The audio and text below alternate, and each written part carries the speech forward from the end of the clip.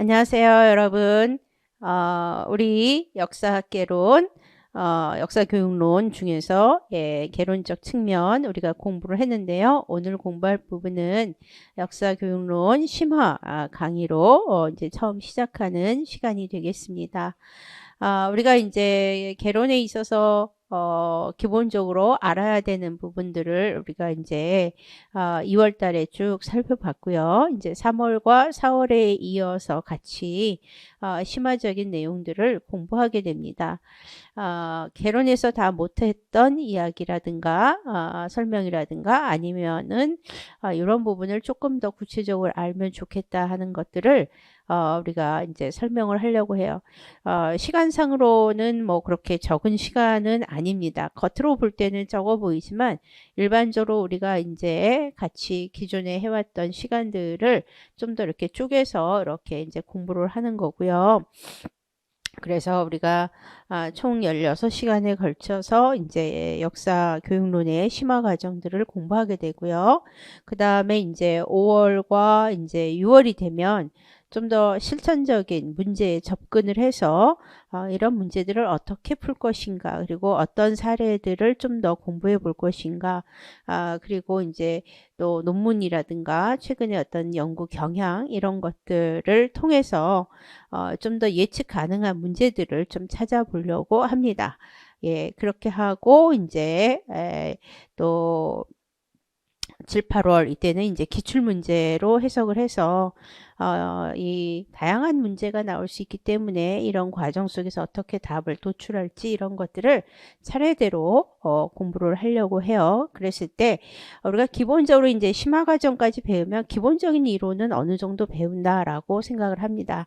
다만 이제 요즘에 조금 더 혁신적인 그런 어떤 방법론적 측면들도 있기 때문에 그런 것들을 같이 살펴보고, 그 다음에 이제 교육과정에서 우리가 교육과정 개정교육과정에서 이제 알아야 할 것들, 그런 것들을 좀 더 구체적으로 공부하고 그 안에서 이제 각 영역별로 어떤 것들을 주로 목표로 해서 가르쳐야 되고, 또 그와 관련해서 평가는 어떤 식으로 하는지 그런 부분들을 같이 이렇게 이제 차례대로 살펴보려고 합니다. 그래서 여러분들이 이 강의가 올려지는 순서에 따라서 차근히 공부를 하시면 시험 보기까지 충분히 우리의 목표에 도달할 수 있지 않을까 그렇게 생각을 해봅니다. 벌써 이제 3월이잖아요. 예, 3월인데 날씨도 좀 춥곤 하는데 요즘에 많이 이렇게 활기찬 느낌이 별로 없어지는 그런 분위기들이 전반적으로 많습니다. 뭐 학원뿐만 아니라 사회적으로도 그렇고 여러 면에서 또 요즘에는 학령 인구도 줄고 막 하니까 여러분들의 걱정도 많아질 거라고 생각을 하지만 그럴수록 우리가 더욱더 힘을 내고 또 더욱더 실력을 키우고 전문화적인 어떤 기술을 또 이 학식과 함께 이런 것들을 키웠을 때 본인들이 진출할 수 있는 더 사회적으로 더 커나갈 수 있는 길들이 많다라고 생각을 하고 있고, 또 그런 마음으로 공부하시면 이 힘든 시기들을 잘 이겨낼 수 있지 않을까 싶습니다.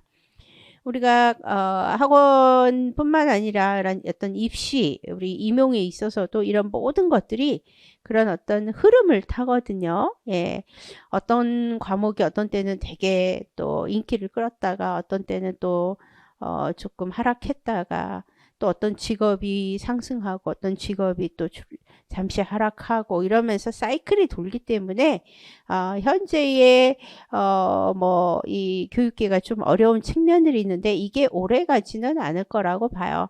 예, 이것이 이제 시간이 지나면 다시 사이클에 또 그 도움을 받아서 결국은 더 나은 측면으로 가지 않을까 이렇게 생각하는 부분도 있어요.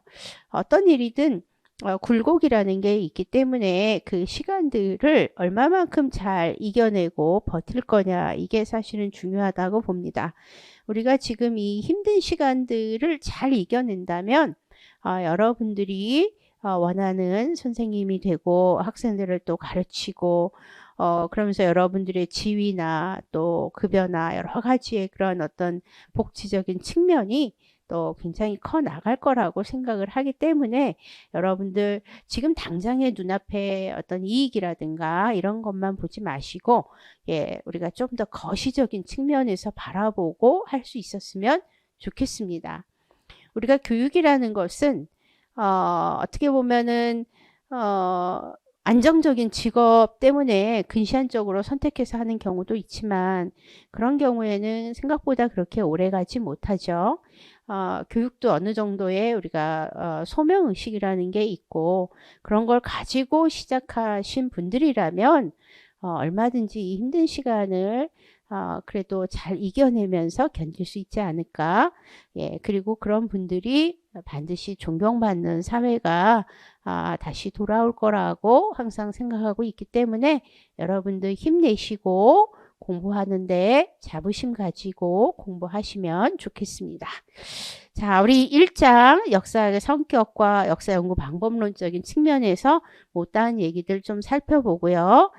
그 다음에 오늘은 이 역사란 무엇인가 이런 성격과 관련해서 여러 학자들이 이야기한 내용들의 원본을 좀 더 살펴보면서 그 원본을 바탕으로 해서 또 시험 문제가 그 사람의 어떤 역사관이라든가 이런 걸 이용하는 사학사적인 문제가 나올 수 있기 때문에 이 원본을 통해서 그들이 생각하는 역사는 무엇인지 이런 것들을 차례대로 파악해 가고 그리고 나서 또 우리가 포스트 모더니즘이라든가 이런 여러 가지의 순서대로 차례대로 이제 진행을 해볼까 합니다.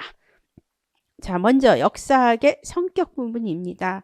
우리가 역사학은 문학적 성격, 과학적 성격이 다 공유하고 있다라는 이야기들 우리가 잘 알고 있는데요. 그런 어떤 기본적인 성격은 다 공부했고요. 다만 이제 이 역사가 얼마만큼 정확한 것이냐 이런 부분에 있어서 동양의 역사관을 간략하게 먼저 알아보고 사료 비판으로 바로 넘어가겠습니다. 동양의 역사관에 따르면 허신의 설문회자에 보면은 사기자야, 종수지사, 그리고 중정야라 이러면서 나오잖아요. 역사는 어떤 사건을 기록하는 사람이다라는 것이죠. 그리고 기록을 할 때, 그쵸? 손으로 기록을 하고, 손을 따라서 이제 역사적인 것들을 기록을 하는데, 치우침이 없이, 객관적으로 이 기록을 해야 된다라는 공명정대하게 기록을 해야 된다라는 내용을 담고 있어요. 따라서 사는 역사를 기록하는 사람이다라고 우리가 보고 있고요. 이 사가 어떻게 시작됐냐 한자의 어원 이런 측면에서 여러분들이 잘 아실 거라고 생각을 하는데 어쨌든 객관성을 상징하는 중자와 기록을 상징하는 숫자의 이 합성어로 이제 보통 많이 같이 이야기를 하고 있습니다. 그래서 객관적으로 공명정대하게 기록하는 행위 자체를 우리가 이렇게 이야기하고 있죠.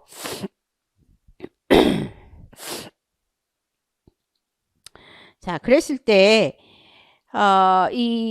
처음에는 이제 어쨌든 간에 역사적인 일들을 공명정대하게 기록을 하는 것으로 이야기를 했고 그 이후에는 이제 이러한 일 또 어떤 사실을 기록하는 사관의 의미로도 널리 쓰이고 있죠. 그래서 여러분들이 사자에 대해서 이제 우리가 검색을 해보면 다양한 어원이라든가 여러 가지가 나오는데요. 일반적으로 이제 이 현실적으로 벌어진 어떤 사건, 행위 이런 것들과 함께 그것을 기록하는 거 그리고 그와 관련해서 또 이 역사의 어떤 개념들이 상당히 많다 이렇게 얘기할 수 있겠습니다. 어쨌든 사는 역사를 기록하는 거와 관련이 있고 이 기록을 할 때는 공정하고 좀 더 정확하게 해야 된다라는 걸 말해주는 것이 동양의 역사관이에요. 그래서 동양은 일찍부터 조금 더 공명정대한 역사를 바라보는 눈을 좀 더 강조해 왔다 이렇게 봅니다. 이게 이제 서양의 역사하고는 약간의 좀 틀린 면들이 있죠. 서양도 물론 좀 더 정확하게 이렇게 이야기하려고 하고 사료 비판을 하는 것으로 이야기되는데 어쨌든 간에 동양적 측면은 아주 일찍부터 이런 것이 상당히 발전했다 이렇게 얘기할 수 있겠습니다. 두 번째는 이제 사료와 사료 비판에 대해서 공부해 볼까 합니다. 사료는 뭐 우리가 어떤 역사적인 근거가 되는 자료, 우리가 이렇게 얘기할 수 있는데 이러한 사료의 개념과 종류를 한번 보겠습니다. 먼저 사료의 분류 기준은 성문성, 즉 문서화돼서 읽을 수 있느냐라는 것이죠. 예, 그리고 문서로 남아 있느냐, 목적성, 또 그 어떤 목적하에서 기록이 됐느냐, 또 동시대성, 그 당시의 상황을 그 당시에 잘 반영하면서 썼느냐, 이런 것들에 의해서 분류가 되고 있습니다. 우리가 사료는 1차 사료, 2차 사료로 보통 나누는데 1차 사료가 이제 우리가 흔히 말하는 가장 큰 원사료라고 이야기할 수 있겠습니다. 먼저 역사적 사실이 일어난 것과 같은 시기에 제작된 유물 또는 작성된 저작물을 가리킵니다. 또 역사가에게 원론적인 정보나 지식을 제공해주는 기본 자료이고 일반적으로 역사가가 이제 이런 것을 바탕으로 해석을 한다 이렇게 얘기할 수 있겠습니다. 그러나 항상 1차 사료냐 2차 사료냐 이걸 따질 때 이게 고정되어 있는 것은 아니다라는 거죠. 대부분은 그 당시 상황을 그대로 반영한 이 그 동시대성을 갖춘 것이 1차 사료로 보고 있지만 한편으로는 조금씩 달리 보는 면도 있다라는 거죠. 학계의 관습상 활용에 따라서 때로는 1차 사료가 되기도 하고 2차 사료가 될 수도 있다. 우리가 이렇게 봅니다. 그래서 우리가 보통 삼국사기라든가 삼국유사 이런 것들은 보통 1차 사료로 많이 보고 있어요. 예, 물론 삼국시대 이후에 지어진 거기 때문에 사실은 동시대성에서 상당히 떨어져 있다라고 보지만 그럼에도 불구하고 우리가 이제 삼국시대의 역사를 좀 더 알 수 있는 그런 아주 귀중한 자료로 보기 때문에 1차로 본다라는 것이죠. 반면에 유득공의 발해고 이런 것들은 또한 2차 사료가 될 수도 있다라는 것이죠. 그래서 이게 항상 고정화되는 것은 아니다라는 측면이 있습니다. 그다음에 2차 사료는 역사적 사실이 일어난 시기보다 일반적으로 후에 만들어진 자료가 되겠습니다. 또는 1차 사료를 보고 그거에 대해서 어떤 설명이나 판단, 견해, 의견 등을 좀 더 추가해서 이제 좀 더 담은 자료들. 그래서 우리가 뭐 주해서라든가 뭐 이런 것들이 이제 2차 사료나 이런 것들로 이렇게 이야기가 될 수 있겠죠. 그래서 1차 사료가 직접적인 증거를 일반적으로 담고 있다 이렇게 인식하고 있고 2차 사료는 상황적 증거를 담고 있습니다. 또 1차 사료가 목격자의 좀 더 생생한 증거를 제시한 것이라고 한다면 2차 사료는 직접 보지는 않았고 전해서 들은 전문 자료다. 우리가 이렇게 이야기할 수 있겠습니다. 그래서 우리가 이 사료를 가지고 이제 공부를 하는데 기본적으로 사료의 개념적인 측면, 분류 기준적인 측면을 봤고요. 두 번째는 이제 이 사료 비판의 방법입니다.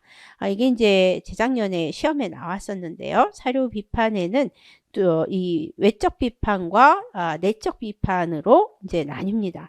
자, 그랬을 때 먼저 외적 비판이 뭐냐라는 거죠. 이제 겉의 모습을 보고 이제 사료의 어떤 대해서 이제 판단을 하는 건데 외적 비판은 사료의 진위 여부를 가리는 작업입니다. 또 역사적인 어떤 비판, 예, 이런 것들을 이제 좀 더 살펴보는 거죠. 그래서 사료를 역사 연구에 자료를 이용하기 위한 가장 기초적인 작업입니다. 이 사료가 진짜냐 가짜냐 그리고 역사성이 있나 없나 이런 것들을 한번 비판해 보는 것이죠. 그 다음에 이제 하급 비판이 있는데요. 이 외적 비판에는 이러한 작업뿐만 아니라 하급 비판이 있습니다. 사료가 담고 있는 내용의 의미는 검토하지 않지만 그래도 어쨌든 사료로서 이게 가치가 있을까 없을까 살펴보는 것이죠. 또 인접 학문의 도움이 상당히 필요한 것이 외적 비판입니다. 금속학, 또 문장학, 또 화폐, 탄소 연대 측정법 등 다양한 기법을 통해서 도움을 받고 이제 외적 비판을 하게 돼요. 이 외적 비판의 과정은 사료의 저자나 작가를 먼저 확인하고 사료 연대를 확정합니다. 예, 그래서 우리가 와인버그의 발견법 우리가 공부했었죠. 그럴 때 이제 제일 먼저 뭐 출처가 뭐냐 이래서 출처 확인을 하지 않습니까? 그와 이제 어떤 동일한 과정이다 이렇게 보여집니다.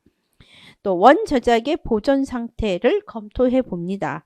조작이 있었는지 위작인지 이게 아니면 표절과 오류 등을 얼마나 담고 있는지를 살펴봅니다. 그다음에 이제 사료에 들어있는 문장의 부분적인 차이점들을 좀 더 추론해 보면서 원문을 좀 더 복구하려는 시도 일부분 이런 것도 이제 외적 비판의 과정입니다. 외적 비판이 이제 그와 있다면 두 번째 이제 사실 가장 중요한 건 내적 비판이죠. 외적으로 봤을 때 그래도 뭔가 사료로서의 가치가 있다라고 판단됐을 때 그렇다면 정말 이게 사료지만 정말 귀중한 자료를 담고 있냐 아니냐를 좀 더 살펴보는 것이 이제 내적 비판이다 이렇게 볼 수 있겠습니다. 사료의 내용을 분석해서 신뢰성을 결정하는 작업이고요. 역사적으로 분석을 하고 상급 비판으로 우리가 이야기를 하고 있습니다. 좀 더 사료에 적극적인 가치를 부여하는 행위, 이게 이제 상급 비판이다 이렇게 얘기하고 있고요. 예, 소극적으로는 저자의 능력이나 이 사람의 자격에 대해서 규명을 하는 거고 적극적으로는 좀 더 참다운 의미를 규명하는 것이죠.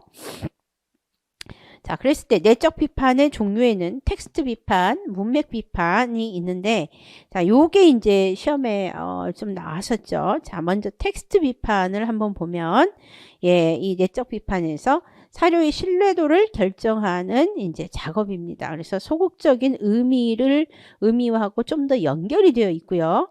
사료에 의식적으로나 무의식적으로 거짓이나 혹은 잘못된 내용, 과장, 단어가 있는가 섞여 있는가를 적극적으로 검토하는 것이 되겠습니다. 그 다음에 문맥 비판. 문맥 비판은 사료에 나타나 있는 문맥의 진짜 의미를 좀 더 파악하는 작업입니다. 단순히 문장이 함축하고 있는 의미를 해석하는 걸 넘어서 정말 이 안에는 어떤 다양한 의미가 있는지 그런 것들을 살펴보는 그런 파악하는 과정이 되겠고요. 예, 또 사료가 만들어진 당시의 사회 문화적 환경에 좀 더 유의하면서 이제 의미를 도출할 필요가 있다라는 것이죠. 그래서 문맥과 문맥 사이에 어떤 문제가 있는지 또 어떤 가치를 담고 있는지 예, 그리고 전체적인 텍스트를 아울렀을 때 여기에 정말 좀 더 신뢰성이 많이 가는 내용이 담아 있는지 좀 더 과장된 건 없는지 이런 여러 가지 과정들을 좀 더 구체적으로 살펴보는 행위라고 볼 수 있겠습니다. 자, 그랬을 때 사료 해석의 이 유의점은 뭐냐? 단순한 문장이 함축된 의미를 넘어서 사회 문화적인 의미에서 좀 더 해석할 필요가 있겠습니다. 또 사료가 우리가 잘 알다시피 사료에 이제 한계가 있죠. 사료가 과거의 모든 정보를 다 담고 있는 것은 아니다라고 했어요. 그랬을 때 전하는 과거의 사실이 불완전한 경우가 많다라는 점을 좀 유의할 필요가 있겠습니다. 또 사료 비판과 연결해서 사료 자체의 검토가 선행되어야 되고 무엇보다 사실인지 단순히 그 글을 남긴 저자의 견해인지를 좀 더 혼용하고 있는데 이런 것들을 구분할 필요가 있겠습니다. 특히 사료는 만든 사람에 의해서 왜곡될 수 있다는 측면이 있는데요. 이런 거에 유의해 봐야 되겠습니다. 이런 사료의 내용은 사료를 이용하는 사람에 따라 또 달리 해석할 수 있기 때문에 우리가 100% 객관적이다 말할 수는 없어요. 따라서 사료 해석을 할 때는 가능한 한 객관적으로 하려고 하되 당시의 상황이나 어떤 해석자의 여러 관점이라든가 이런 것들도 반영이 될 수밖에 없다라는 점을 유의할 필요가 있겠습니다. 자, 그래서 이 사료가 무엇인지 그리고 사료의 비판에 있어서 내적 비판과 외적 비판이 있고 어떤 점을 유의해야 되나 이런 부분들을 살펴봤고요. 자, 그 다음에 이제 세 번째로 역사학의 성격과 역사교육 관련 사료를 한번 보면서 역사학이 좀 더 어떤 것인지 그걸 이제 여러 그 저자들에 따라서 또 사상가들에 따라서 구분을 해 놨어요. 그러면서 이 역사를 할 때 어떤 점을 좀 더 주의할지, 또 역사 속에서 우리가 오류를 범하는 건 없는지, 이런 것들을 한번 점검해 볼 필요가 있습니다. 자, 먼저 루키아노스의 사론을 한번 보죠. 왜냐하면 이제 이러한 사료에 있는 내용들 일부분을 이렇게 발췌를 해서 저자가 말하고 있는 사상이 이제 어떤 식으로 표현되느냐, 뭐 이런 것들과 연관해서 당시의 사학사적인 흐름이 충분히 나올 수 있기 때문에 한번 봐야 되겠죠. 루키아노스의 사론을 보면서 먼저 설명해 보겠습니다. 투키디데스가 매우 훌륭하게 다음과 같이 이 법칙을 세워놓았다. 그러니까 루키아노스가 이 투키디데스가 쓴 것을 이제 보면서 이제 나름대로 생각을 정리한 것이겠죠. 그는 헤로도토스의 역사서가 뮤즈 여신들의 이름을 따서 불릴 정도로 그 저자가 단단히 존경받는 것을 보고 역사서 저술상의 덕과 악덕을 구별했던 것이다. 투키디데스는 현재의 경연을 위해서보다 후세에 길이 남길 재산으로 역사를 쓰는 것이며 지어낸 이야기를 반기지 않고 일어난 일의 진실을 후대인에게 남긴다고 말하고 있다. 따라서 이 투키디데스는 단순히 그 당시의 어떤 즐거움이나 경연을 위한 것이 아니라 후대에 남길 역사이고, 그랬을 때 이 지어낸 이야기를 반기지 않는다. 그러니까 좀 더 객관적인 역사를 추구했다. 이렇게 볼 수 있겠죠. 그는 또한 유익함의 문제, 다시 말해 양식 있는 사람은 무엇을 역사의 목적으로 설정할 것인가의 문제를 제기했었다. 그의 답은 이랬다. 또다시 똑같은 일에 부딪히게 되면 사람들은 과거의 기록에 유의하면서 당면한 것을 잘 해낸다. 그러니까 이 과거의 기록이 좀 더 정확하면 사람들이 여러 일에 부딪히게 되고 똑같은 일에 부딪힐 때 그걸 살펴보면서 방향성을 정하기 때문에 좀 더 후대인들을 위한 어떤 측면에서 이 역사를 좀 더 잘 남기려고 했던 것이 이제 투키디데스다.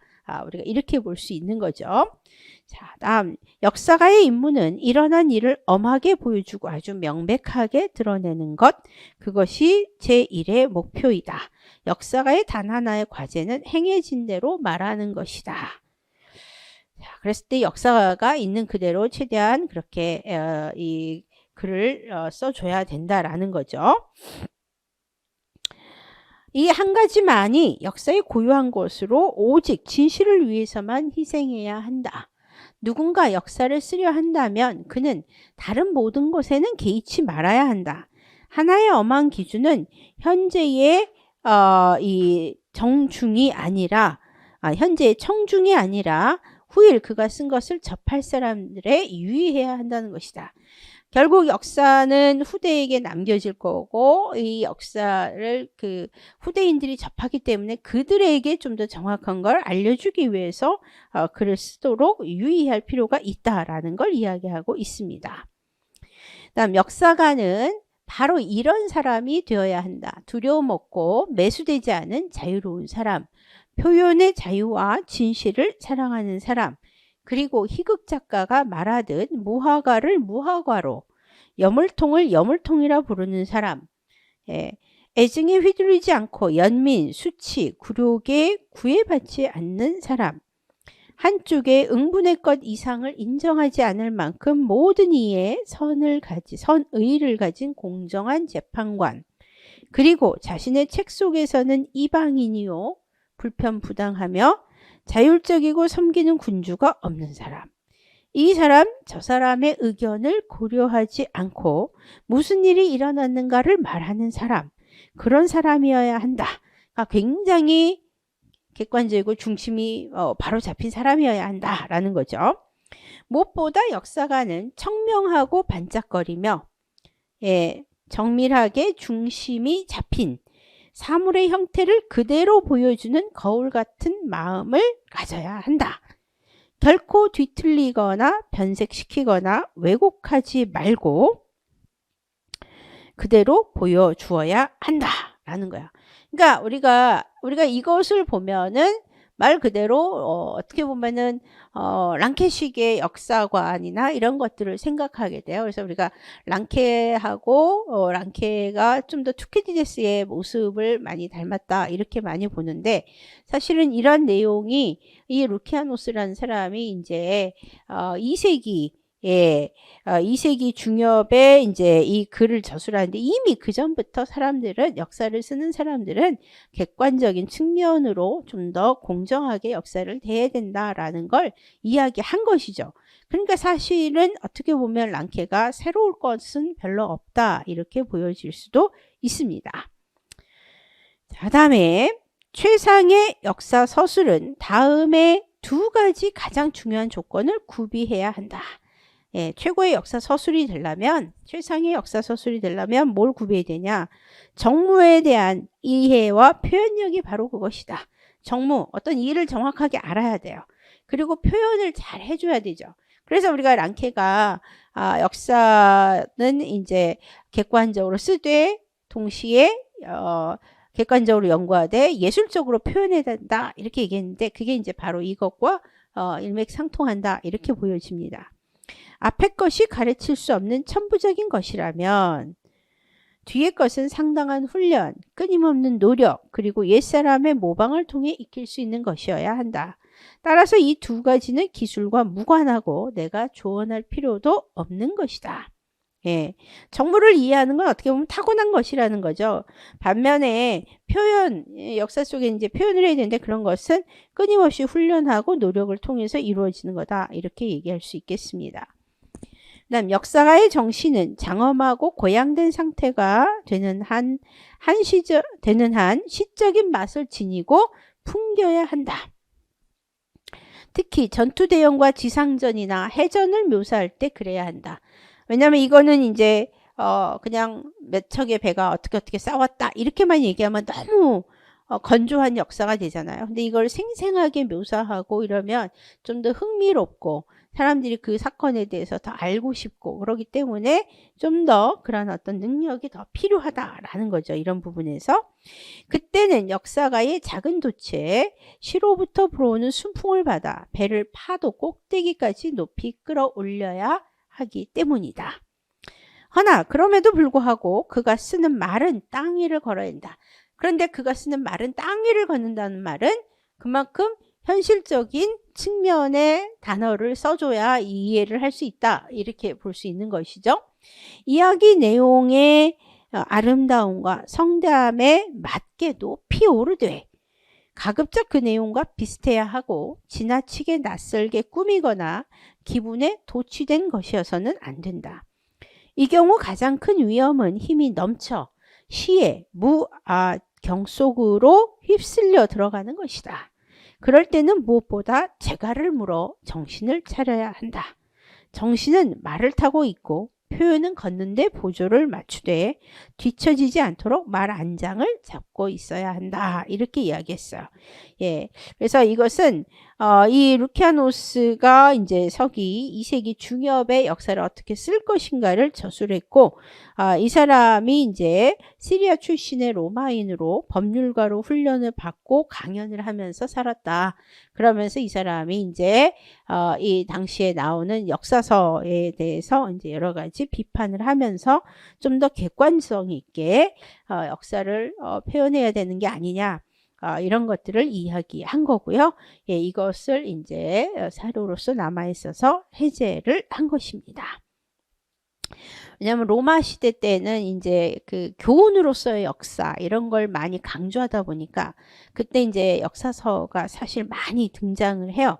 그런데 그런 것들이 과연 이 그 진짜의 역사, 진실의 역사를 좀 더 담고 있느냐 이런 거에 대해서 이제 이 사람이 회의적으로 바라본 거죠. 그러다 보니까 역사를 어떻게 기술할 것이냐에 대해서 이제 이 루키아노스가 이걸 썼다 이렇게 보는 것이죠. 그래서 좀 더 객관성이라든가 이런 것들을 담고 있는, 우리가 역사학은 보통 객관적인 학문이다 이렇게 얘기하는데 객관성과 문학성 또 과학성 이런 것들을 담고 있는 건데, 그런 것들이 이제 이 사료를 통해서 우리가 좀 더 알아볼 수 있다. 이렇게 얘기할 수 있겠습니다. 자, 그 다음에 이제 랑케사론이죠. 예, 랑케사론은 뭐가 있는지 한번 보도록 하겠습니다. 자, 랑케 정신과학의 각 부문 그 가운데서도 특히 철학 및 정치학에 있어서도 과연 진보가 있었는지는 의심스럽다. 철학에 있어서 플라톤이나 아리스토텔레스가 완성을 한 것 같은 최고의 철학만으로도 나에게는 충분하다고 고백하지 않으면 안 되겠다. 형식적인 면에서 지금까지 그것을 뛰어넘은 적이 없었고 또 내용 면에서 근래의 철학은 이제 또다시 아리스토텔레스로 복귀하고 있다. 정치학에 있어서도 이는 마찬가지이다. 후세대는 경험이나 시도에 있어서는 훨씬 풍성하게 되었다 해도 일반적인 원리는 이미 고인들이 확립해 놓은 것으로 부동한 것이다. 내가 정치학에 관해서 말한 것은 또한 역사 기술에서도 말한 것이 마찬가지이다. 왜냐하면 이제 여기에서 이제 나름대로 아리스토텔레스로 복귀하고 있다 이러면서 이야기하는데 이 아리스토텔레스가 이제 정치학이라든가 여러 그 학문의 측면의 방법론적인 것을 세웠단 말이에요.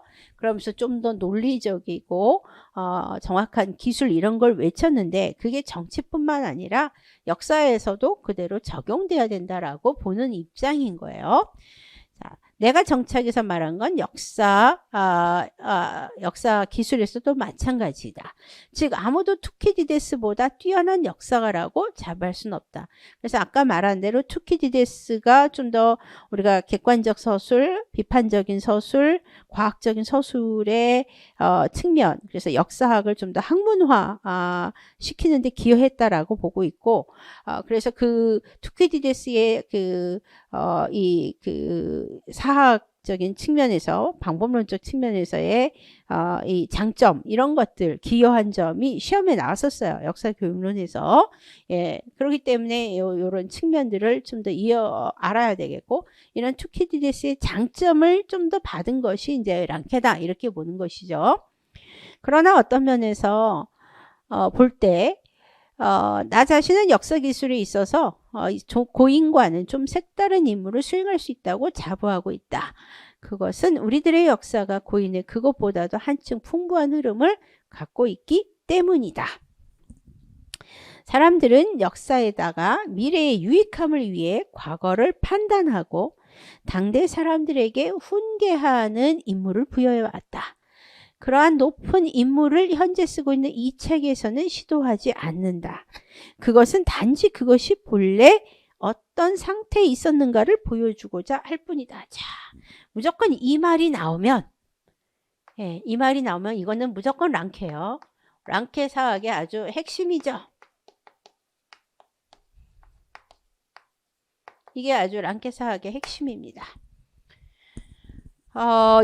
미래 유익함을 위해서 과거 판단하고 당대 사람에게 훈계하는 임무를 부여했다. 이게 우리가 역사의 교훈성이죠. 그래서 과거에는 우리 지난번에 사학사적인 개론에서 설명할 때 우리가 랑케 이전까지는 대부분은 역사는 교훈을 얻기 위해서 역사를 공부하고 써왔다. 이렇게 많이 보고 있다라고 이야기를 했어요. 근데 랑케 때부터는 요게 다가 아니고 교훈을 주건 안 주건 간에 있는 그대로의 상태를 보여주기 위해서 역사를 저술하고 이해하는 거다. 이렇게 이야기하는 거예요. 그래서 이게 랑케 사학의 핵심적인 부분이 되겠습니다. 다음 여기서 우리는 역사의 다른 개념을 이야기하고자 한다. 즉 아무런 장식이 없는 나신의 진리. 나체를 말하는 거죠. 나신의 진리. 그리고 개별에 대한 근원적인 탐구.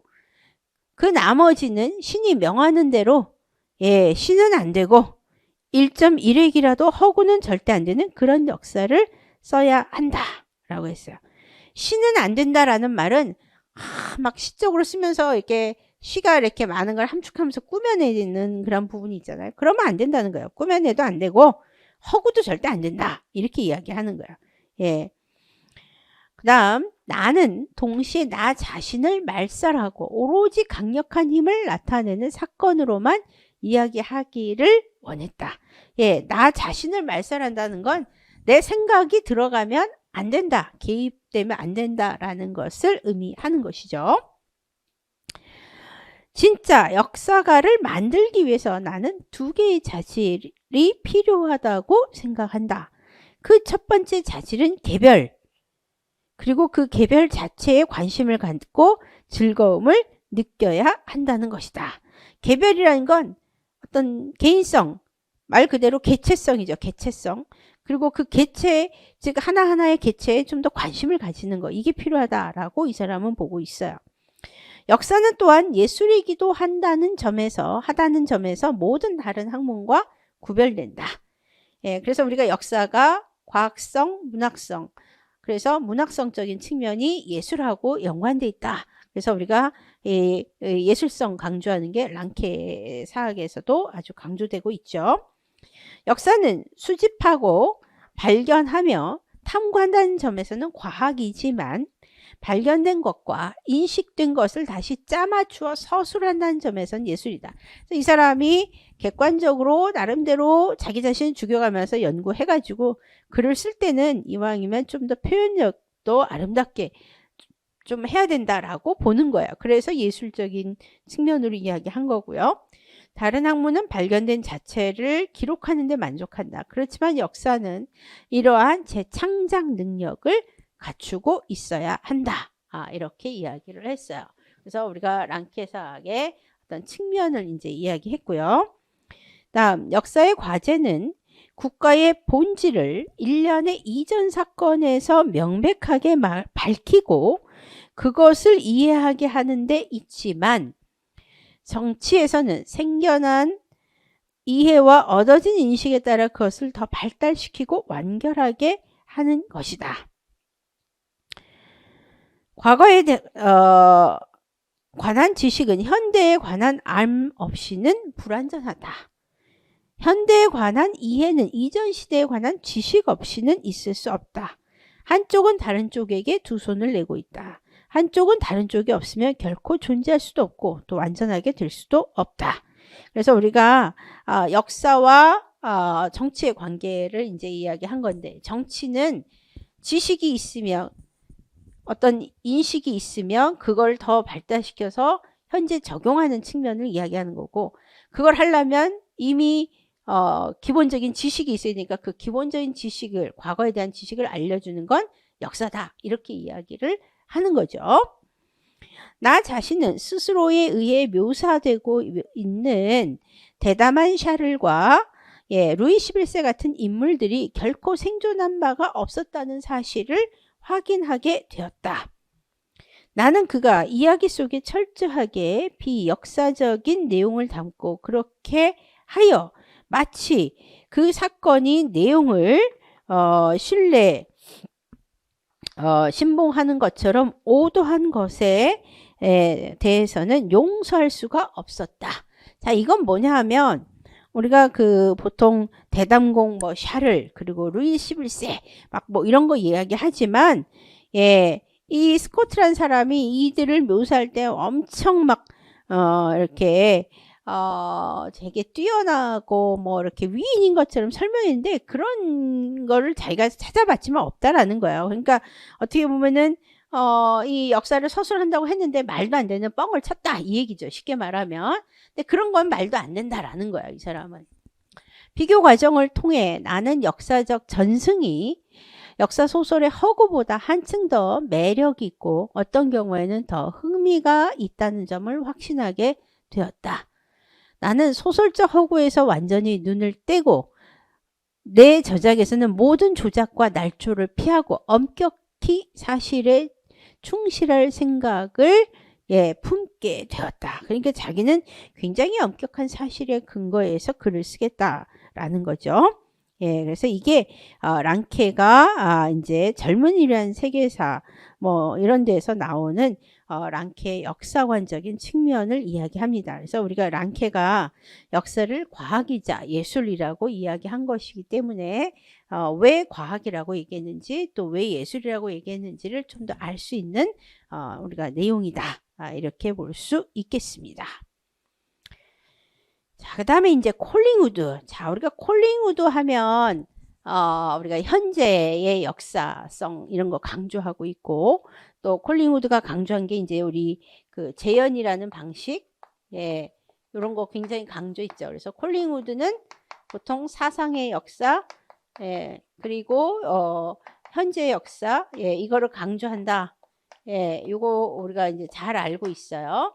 예, 그랬을 때 이 사상이 어떤 사상이냐를 알 필요가 있다라고 우리가 이제 사학사적인 측면 우리 개론에서 이제 설명했습니다.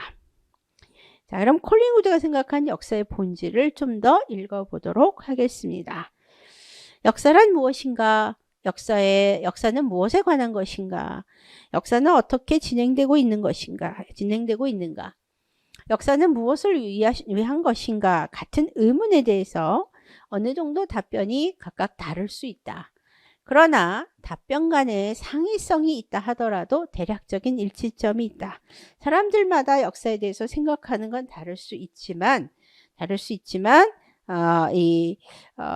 대부분 그래도 일치하는 점들이 있다라는 거죠.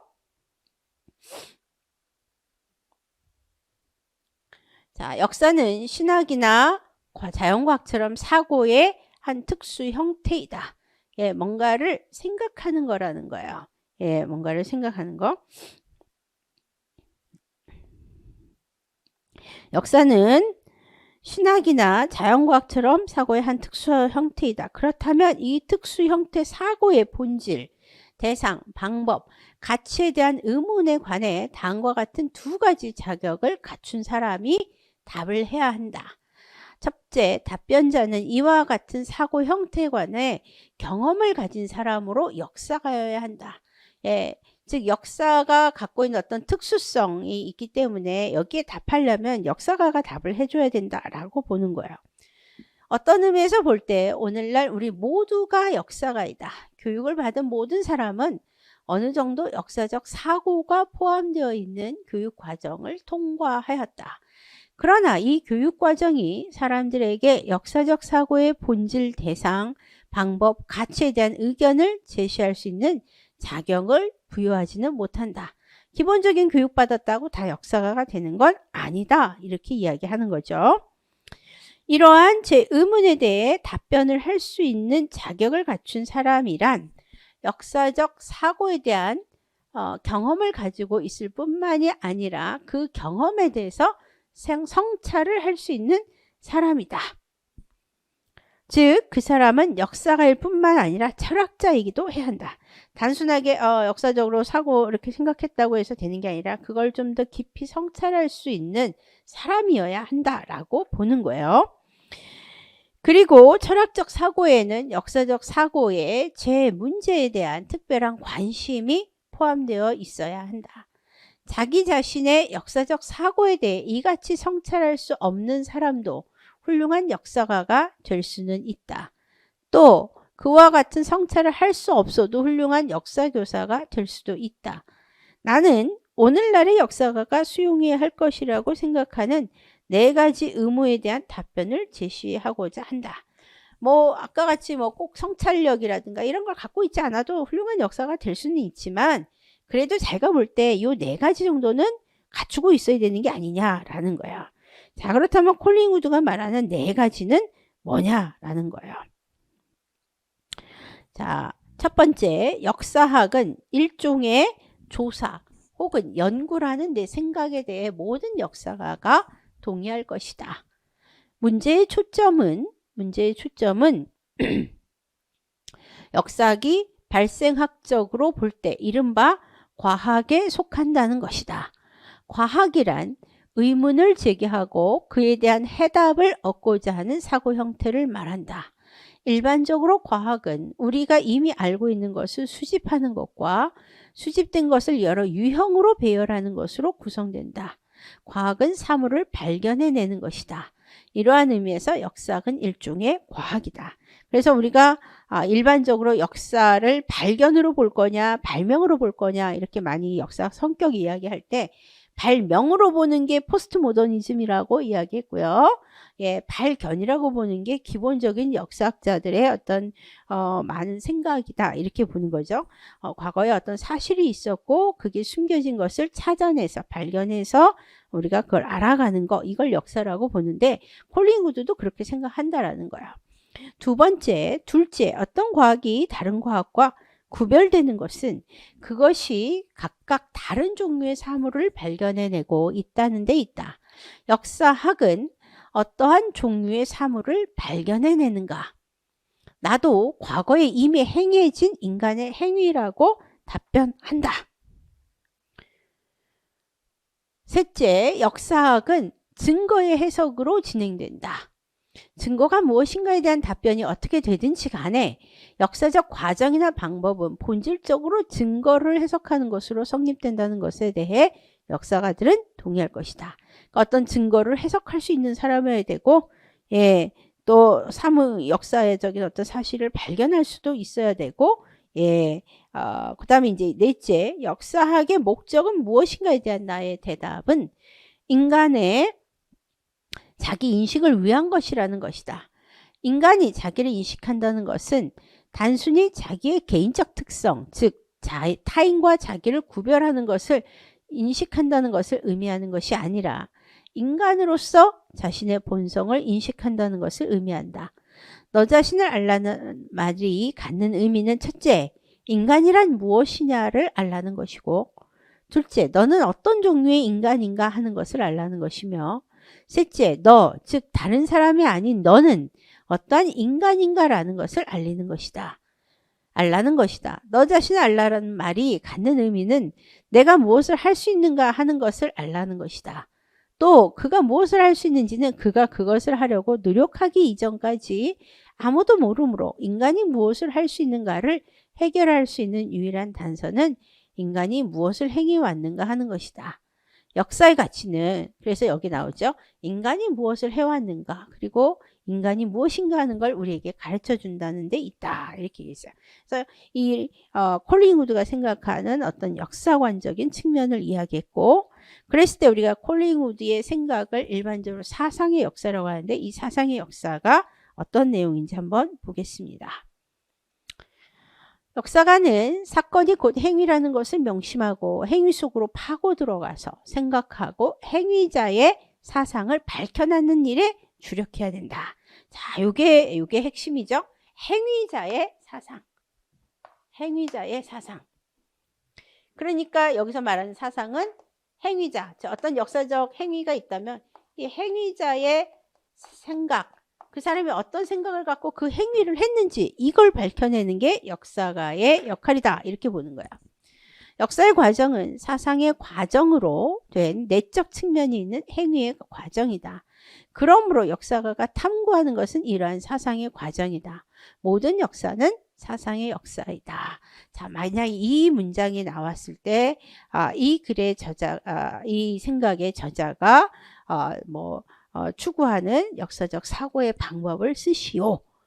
예, 여러 문제 속에 그게 이제 하나하나 이렇게 끼어 있으면 사상의 역사, 곧 재현, 재사고 이걸 강조한다. 이걸 딱 써주셔야 되는 거예요. 다음, 철학사를 연구하는 사람이 플라톤의 글을 읽을 때 알려고 하는 것은 플라톤이 무엇을 생각하느냐 하는 것이다.